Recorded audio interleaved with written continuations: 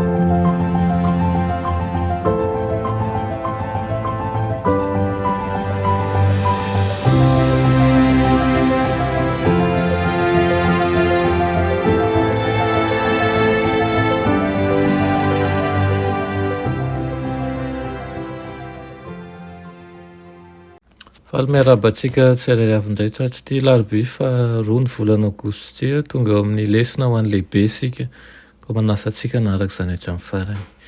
Mialohan'izany dia hivavaka isika. Ry Andriamanitra tsara indrindra mbola velom-pisaoranao izay mbola mihaino tombontsoana fa ny mandinika ny teninao.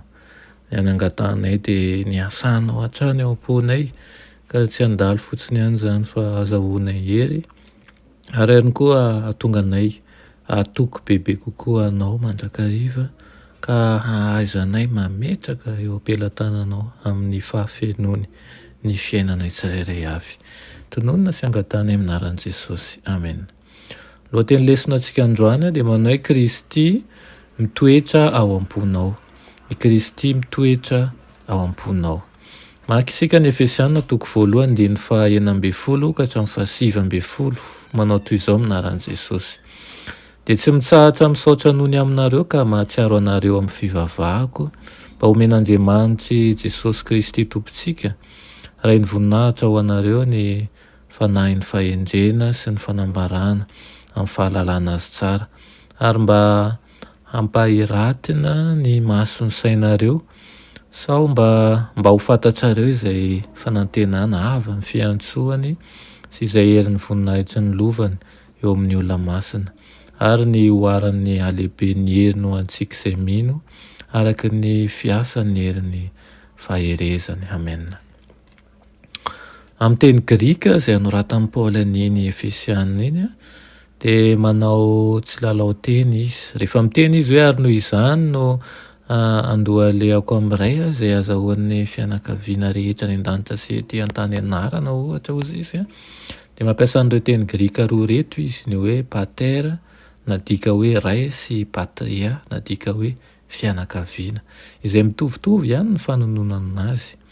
Asongadinan'i Paoly ny toetrany drafim-panafotan'Andriamanitra izay mahafoaka be mahafoaka ny zavatra rehetra sy ny fotoana rehetra ary amafisiny eto fa an'iray ny fianakaviana rehetra any an-danitra sy ety an-tany. Avy amin'ny anaran'ny ray avokoa no akan'ny fianakaviana tsirairay ny anarany. Izany dia tena vaovao mafaly ho antsika ihany koa. Saintsainao ny hoe ny fianakavianao izany na eo aza ny tsy fahatanterahany sy ny fahalemeny dia n'Andriamanitra izany. Tsy ny vitan-dratsy no mifehy ny ankohonanao fa eo am-pelantan'ny an'Andriamanitra pia izany. Tian'Andriamanitra ny fianakaviana na tsy tanteraka aza. Mitondra ny anarany izany ary mitondra ny marika fa izy ny tompony.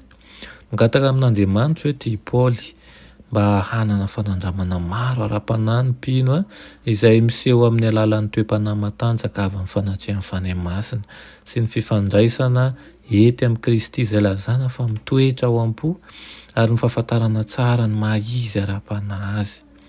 Dediran'Andriamanitra ihany koa i Paoly noho ny fitatasiky ny fitahiana nomen'ny mpino izay soritany amin'ny lafiny 4. Sakany dia ny halavany dia ny ahavony ary ny halaliny.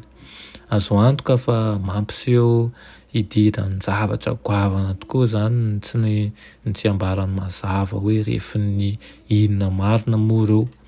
Loha hevitra mahaliana ho amin'ny mpianatra baiboly izany.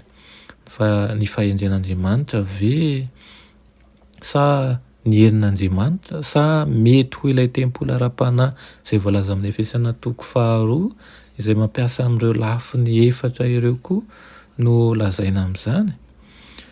Inona fa ity no mety indrindra manoritsoritra ny fitiavan'i Kristy ireo lafiny 4 ireo rehefa atao mifampitohy ny Efesiana 2:3, 7:20 sy ny 7:20.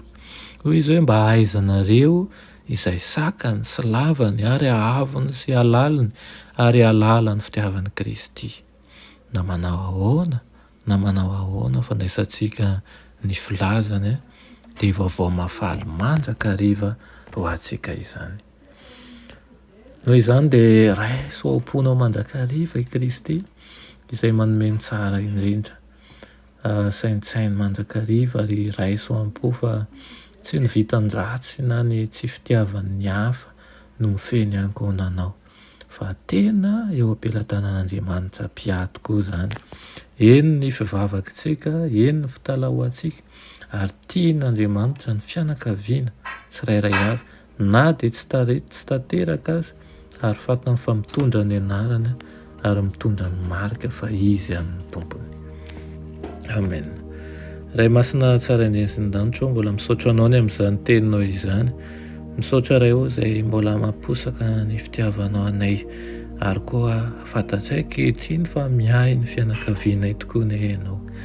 Tompo, ampio izahay mba hifaly mandrakariva ny amin'izany, tsapa ihany koa fa hay ianao tena mitoetra amin'ny ankohonanay, ary mihay tsy mitoetra fotsiny ihany fa mandray an-tanana ary mihay ny amin'ny lafiny rehetra. Ankahire zao ny tokantrano tsirairay avy izay manaraka zao fandaharana zao raha io, ary atao tsapany sy fantany ary ho hitany fa Andriamanitra mitoetra ao anivon'izy ireo tokoa ianao, ary tianay tokoa raha anehoanao zava-mahagaga ny fianakaviana tsirairay avy. Amin'ny anaran'i Jesosy, amen.